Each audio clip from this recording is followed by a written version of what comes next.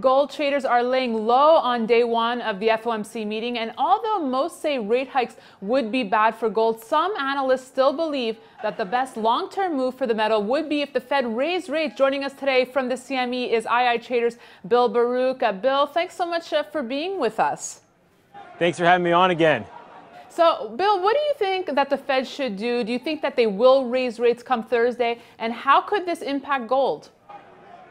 You know, I do think the Fed should raise rates. The issue is they've been talking about it for over a year now, and really they need to remove that dark cloud of uncertainty. If they don't do it today, if they don't do it tomorrow, then really what we're going to see is being talked about again for the next several months, and then if they don't do it December again. So they need to remove that uncertainty. And really, it'll bring a vote of confidence back into the market, or just really back into investors, and that's important to do right now. So I do think they should do it. I do think they will do some portion of a rate hike and just get it started. Now, Bill, how are the technicals for gold? We saw a jump this Wednesday, but is it just short covering here ahead of the Fed decision?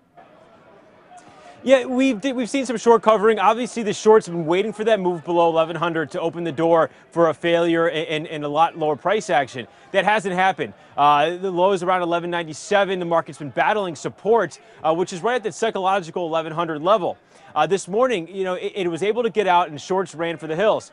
It really isn't that crazy of a move. What we've seen is just technical. Volatile swings. 1125 was the 382 retracement from the high we saw a couple weeks ago. So the market failed against there, bringing some tremendous trading opportunities, and it's settling right around 1119, which is the 50-day moving average. So yeah, it's seen some short covering, some jockeying for position, but really it's been giving traders some great opportunities here today to really get ahead, make some trades ahead of the FOMC meeting. Right, and Bill, despite oil's bounce today, you know, commodities across the board have been in a slump. How much of this is bringing down gold?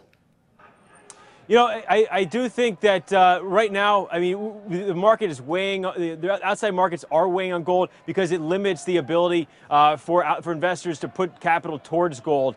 We saw the run up in the wake of the equity market collapse, but really margins calls had really hindered the ability for it to get even to the 200-day moving average, which was at 1190 at the time. On top of that, though, it's this pending rate hike, and the reality is this rate hike, whether they did it now or whether they did it in Q1, has held back investors from investing in gold for the long term because the uncertainty over when they're going to get this done. And really, if by doing this rate hike too, will take some and relieve some of that uncertainty in the long term for the fact that they've actually took that step and actually did it.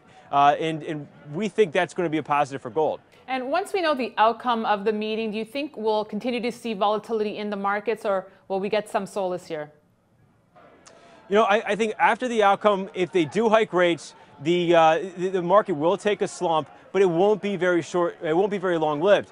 I think they're going to find some support. The value buyers have continued to come in, you know, around the 1100 area. I think we go below there, but there's going to be value long-term in this market. And I think it really depends on the message that the Fed delivers. Are they going to hike, and then do they really make the investors feel comfortable that they're not going to do it again in the very near term? That's what's going to be important. And if they don't hike, you know, then I do think gold will see a short-lived bounce.